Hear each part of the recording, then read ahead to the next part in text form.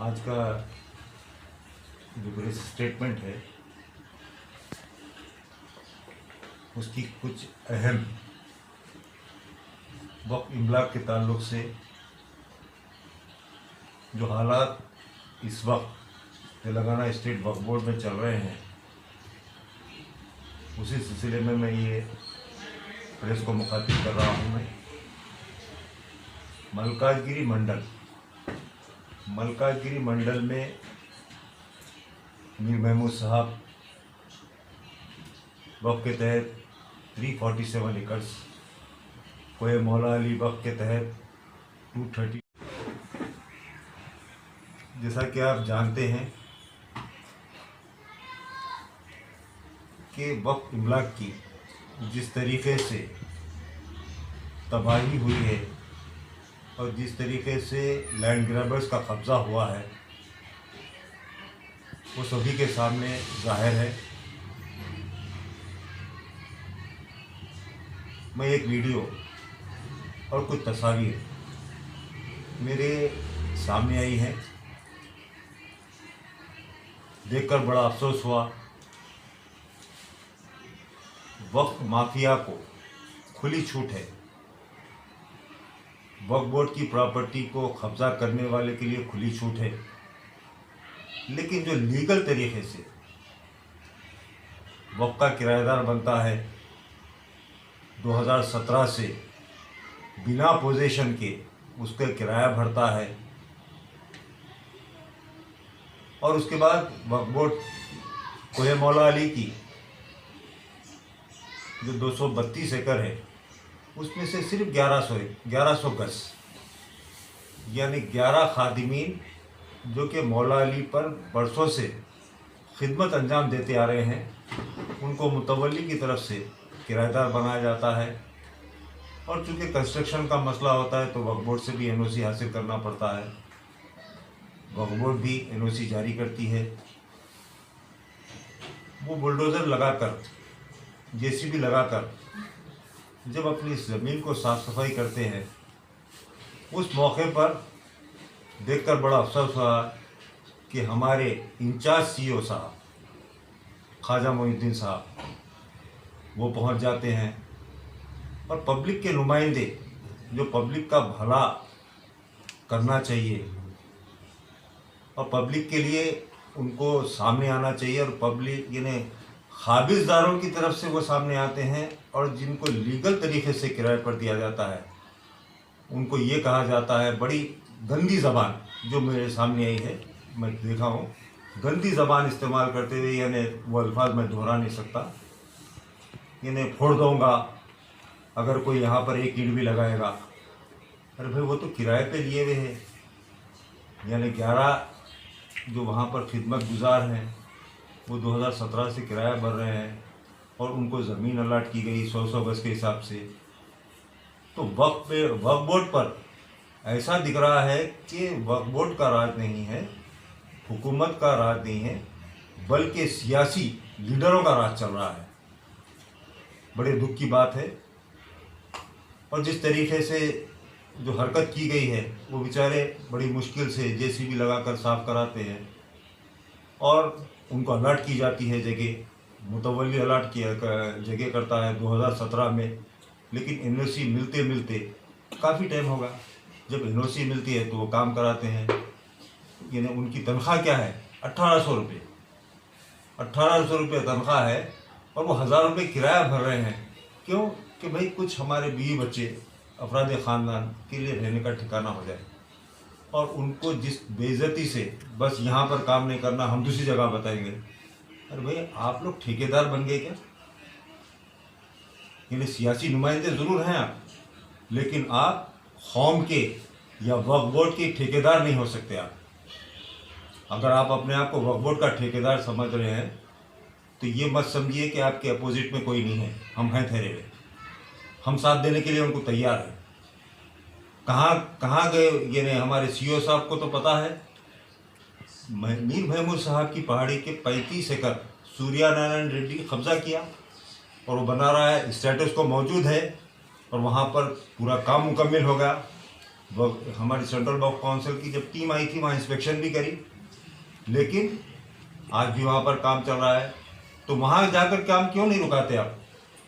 यहाँ पर गरीबों को आकर जो लीगली तरीके से आपके टेनेंट बने हैं, मुतवल्ली टेनेंट बनाए हैं, आप एनओसी दिए हैं, बस यहाँ काम नहीं करना। उसके पीछे क्या मकसद है? उसके पीछे ये मकसद है कि उसके पीछे गुंडू है, वो गुंडू अगर फोड़े तो 4000 गज जगह है वहाँ पर, तो 4000 गज कैसा छोड़ेंगे? नहीं छोड़ सकते। तो अब मैं क्या समझूं कि वक्फ बोर्ड भी इन्वॉल्व है, सीओ साहब का भी इन्वॉल्वमेंट है, और जो सियासी नुमाइंदे वहाँ गए थे उनका भी इन्वॉल्वमेंट है। यही समझ में आता है।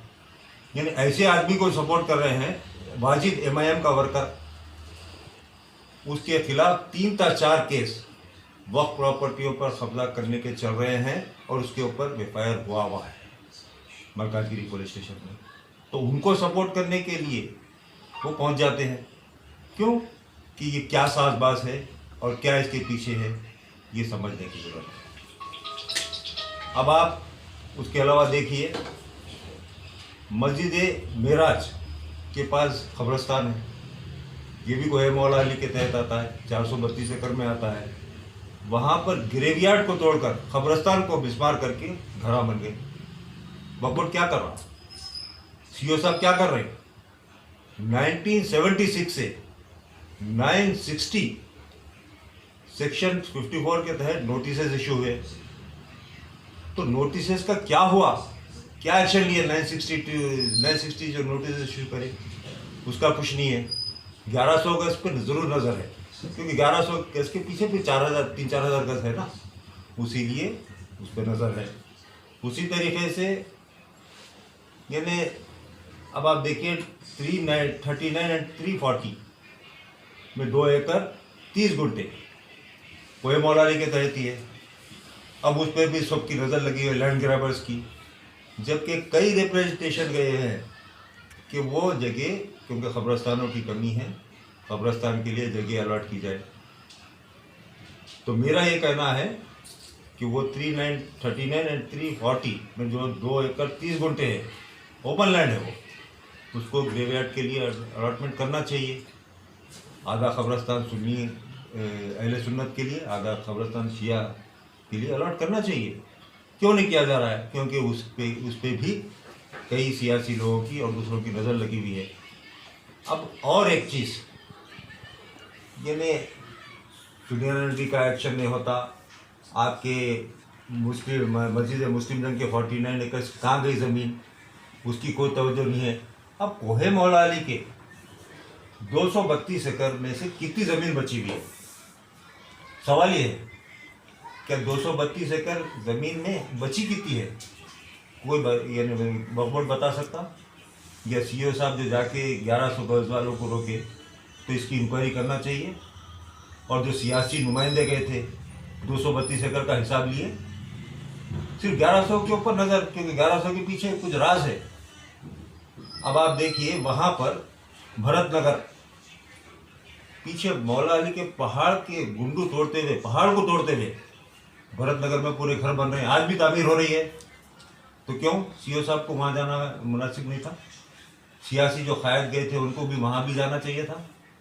तो इसके पीछे बहुत बड़ी साजिश है, क्योंकि ये कोहे इमाम, अभी आप कोहे इमाम ज़मीन का ले लीजिए, कोहे इमाम ज़मीन की यानी केस हार चुके आप नवंबर में, यानी नवंबर 2022 में केस हार चुके, डिसमिस हो चुका केस। अगर वक्फ बोर्ड का क्या, वक्फ बोर्ड के पास डॉक्यूमेंट नहीं है, ये नहीं है, वो नहीं, बहरहाल ये चला। लेकिन अल्लाह की वजह से यानी हम उसको रिस्टोर भी करवाए केस को। उसके बाद स्टेटस को है, अभी भी वहाँ काम चल रहा है, क्या कर रहे हैं आप जाके? कुछ नहीं। तो ये तमाम चीज़ें देखने की ज़रूरत है, क्योंकि कम से कम यानी तेलंगाना स्टेट वक्फ बोर्ड की तकरीबन 80% से ज़्यादा वक्फ प्रॉपर्टी यानी लोगों के कब्ज़े में, गवर्नमेंट के कब्ज़े में चली गई। अब जो बची कुची ज़मीन है उसको भी अगर आप नहीं बचाएंगे और उसका भी समझो आप ये इंक्रोचमेंट से नहीं छुड़ाएंगे और खाबिजदारों का साथ देंगे, वक्फ माफिया का साथ देंगे, तो ये बहुत बुरा होगा। और मैं काउंसिल मेंबर के हैसियत से काफ़ी चीज़ों में दखल। लोगों का सवाल है काउंसिल मेंबर थे क्या किए। मैं तो बहुत कुछ किया, बहुत सारी जगहों को रुकाया और बहुत सारे मामलात में गया, लेकिन वक्फ काउंसिल मेंबर की हैसियत से मेरा अकेले का फर्ज नहीं बनता है, बल्कि हर मुसलमान का अवलीन फरीदा है कि वो वक्फ का तहफ़्फ़ुज़ करे। आज जिस तरीके से 11 टेनेंट जो खादिमीन है, समझो आप बरसों से खिदमत दे रहे हैं, यानी मौलाली में खिदमत करते आ रहे हैं, यानी लीगल तरीके से, जबकि उनको पोजीशन नहीं है, उनको ठिकाना नहीं मिला, लेकिन 2017 से किराया भर रहे हैं लोग पाबंदी से। आखिर क्या वजह थी इनको 2017 से जो है ना इन लोग को परमिशन नहीं मिला था जो तामीरी वर्क शुरू करने के लिए? आज 2023 में तामीरी काम शुरू करने की वजह क्या थी इसमें? वही तो बता रहा हूँ मैं। 2017 में मुतवल्ली उनको किराएदार बना दिए, लेकिन कोई भी चीज़ तामीर करना होता है, कंस्ट्रक्शन, तो विदाउट वक्फ बोर्ड के एनओसी के आप नहीं कर सकते। अब इस वक्त एनओसी मिली उन लोग को तामीर करने मिल गई की, उनको। फिर क्या वजह थी इन लोग को जो रुकवाने के लिए? कौन पॉलिटिशियंस थे जो इनको रुकवाने के लिए आए थे? देखिए आप कौन पॉलिटिशियन क्या थे, आपके शिया MLC साहब वहाँ गए थे, कल के आप पिक्चर्स आए हैं, व्हाट्सएप ग्रुप में भी दिखे हैं।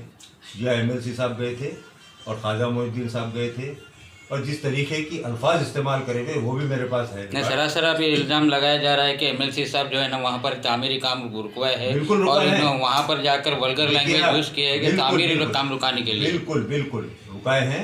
एक ईंट भी लगाया तो ये कर दूंगा भी बोले हैं, और CO साहब भी बोले हैं। तो ये चीज़ नहीं चलने वाली है भाई। सियासी लीडर क्या इस चीज़ से वाकफियत नहीं थी कि MLC साहब को कि इनको वक्फ बोर्ड से NOC मिली है, या ये लोग जो है ना 10 साल से जो है ना लोग जो किराया बना जा रहा है? देखिए आप, ये जो बेचारे जिन्हें खादिमीन है, मेरे पास भी आए, MLC साहब करने भी गए, शिया में बोर्ड मेंबर के पास भी गए, हर जगह धक्के खाए हुए लोग, हर एक जगह धक्का खाए हुए हैं। और हर ये जो भी मदद मेरे को करना था, मैं भी रिप्रेजेंटेशन करा, जो भी करा, लेकिन आज उनको NOC मिला। NOC मिलने के बाद काम शुरू किए हम लोग। तो एक वाजिद जो समझो लैंड ग्रैबर है, वक्फ माफिया है, यानी उसके कहने पे समझो CO साहब भी पहुंच जाते हैं। अरे भाई, उन्हें क्या क्या करा हुआ है उसका रिकॉर्ड कौन तलाश करेंगे? यानी वाजिद जो करा हुआ है उसका रिकॉर्ड कौन निकालेंगे? वो उसको दबाने की बजाय उसको सपोर्ट करने के लिए MLC साहब भी पहुंचते हैं, क्योंकि MIM का है ना वो। तो MLC साहब भी पहुंच गए, क्योंकि MIM यानी सारे तेलंगाना स्टेट वक्फ बोर्ड में कब्जा करी हुई है, आंध्रा में भी करी थी। तो अब जो बचा कुचा है वो भी कैसा छोड़ेंगे? अब उसके बाद पहाड़ भी टूट रहा ना, धीरे धीरे पहाड़ भी टूट रहा, पहाड़ भी टूट के मकान बन रहे। तो ये ठीक नहीं है। यानी कि तेलंगाना वक्फ बोर्ड के अंदर पॉलिटिशियन उसका राज चल रहा है, बताना चाह रहे हैं? यार बिल्कुल चल रहा है, नहीं चलने का सवाल नहीं है। वहाँ उन्हीं का तो राज चल रहा है।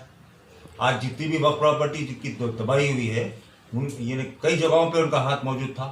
नहीं, इससे पहले भी काफ़ी लैंड ग्रैबर जो मौलाली के अतराफ जो है ना लैंड ग्रैबिंग कर रहे थे, जिसके अंदर सर्वे नंबर 422 के अंदर भी जो है ना मुतवल्ली साहब भी लीज पे दिया गया था, और उनके खिलाफ जो है ना कई कंप्लेंट्स भी दिए हुए, FIRs भी हुए, मगर वक्फ बोर्ड अभी तक इसके ऊपर कोई एक्शन नहीं लिया गया। ना उन लोग को अरेस्ट करेगा, ना इन लोग को कोर्ट को रिजू किया। मैं यही तो बताया, 1976 के बाद से ये सब काम चालू हुए, और 960 वक्फ बोर्ड की तरफ से सेक्शन 54 के नोटिस इशू हुए। क्या हुआ उसका, ये देखने का काम है CO साहब का। यानी 1100 गज पे नज़र, क्योंकि 1100 गज के पीछे और बड़ा राज है। तो ये चीज़ें ठीक नहीं है। देखिए, आप उन्हों भी सियासी है, मैं भी सियासी हूँ। CO साहब भी अगर कुछ करते हैं तो ये मत समझिए कि हम आँख मूछ के खामोश बैठने वाले हैं। हमारे को भी आता है क्या करना है, क्योंकि मैं टोटली ये 11 जो टेनेंट बने उनको सपोर्ट करूंगा, और जो जगह उनको अलॉट हुई है वहीं पे उनका बनना चाहिए, दूसरी जगह। पिछले 7-8 साल से जो तेलंगाना गवर्नमेंट आने के बाद शिया वक्फ जायदादों की जो तबाही हुई है, इसके ऊपर जो है ना वक्फ बोर्ड के ऊपर इल्ज़ाम है, या सेंट्रल वक्फ काउंसिल मेंबर आप रहते हुए इसके ऊपर क्या तवज्जो दी जा रही है? इसके ऊपर सुनिए, सेंट्रल वक्फ काउंसिल मेंबर में जरूर रहने के बावजूद भी स्टेट वक्फ बोर्ड की जिम्मेदारी है। सेंट्रल वक्फ काउंसिल जो होता है वो यानी एक अथॉरिटी होता है, और वो पूरे हिंदुस्तान में जितने स्टेट वक्फ बोर्ड रहता है उसको बार बार समझो यानी इंटीमेट करता है। कोई भी चीज़ उसके सामने आती है, कोई भी पिटीशन आता है तो बराबर उसको इंटीमेट करता है। लेकिन ये नहीं है कि सेंट्रल वर्क काउंसिल डायरेक्ट कोई कार्रवाई नहीं कर सकता है, लेकिन अब सेंट्रल गवर्नमेंट है, सेंट्रल गवर्नमेंट कोई डायरेक्ट कार्रवाई नहीं करती है, बल्कि स्टेट गवर्नमेंट की थोड़ी कार्रवाई होती है। उसी तरीके से सेंट्रल वर्क काउंसिल डायरेक्ट कुछ नहीं कर सकता है, स्टेट वर्क बोर्ड को ही कार्रवाई करनी होती है। और स्टेट वर्क बोर्ड को बारहा यानी जब भी कोई इशू रेज होता है यहाँ लिखा जाता है। लेकिन चूंकि यहाँ का जो माहौल बना हुआ है तेलंगाना स्टेट का, क्योंकि यहाँ पर एक राज नहीं है, यानी टीआरएस का बीआरएस का भी राज है, एमआईएम का भी राज है। ये दोनों का राज मिलकर आप देख लीजिए, यानी कोहिमा मिर्जा मिल में किसका हाथ था, आपके मल्का यानी सूर्यनारायण रेड्डी में टीआरएस के एमएलए का हाथ है। तो उसी तरीके से आप अगर गाजुला रामावरम चले जाएंगे, कोहे नाले मुबारक की जो वक्फ प्रॉपर्टी है, तो वहाँ पर टीआरएस के एमएलए का हाथ है। तो टीआरएस और एमआईएम कोलाइड होकर पूरे काम कर रहे हैं। इससे पहले कांग्रेस और एमआईएम कोलाइड होकर काम करते थे। तो देखिए, अब वक्फ प्रॉपर्टी की तबाही के जिम्मेदार हुकूमत के साथ साथ एमआईएम भी बराबर की रही। आदाब, नमस्ते, सत श्री अकाल नाजरीन। इस्तिकबाल पब्लिक टीवी न्यूज़ में हाईलाइन स्पेशल हलीम बकरी के मांस, गेहूं, शुद्ध घी, मसाले आदि से बनाया गया है। न केवल स्ट्रेंथ, विग्रो और वैलिडिटी, ज़िंदगी की शक्ति के लिए हाइजेनिक स्थिति के तहत बनाया गया है। और मटन मंडी, फ़िश मंडी, चिकन मंडी भी मिलते हैं। Proprietor mister Mohammad Salman Khan, Highline restaurant, Highline circle, King Koti, Hyderabad.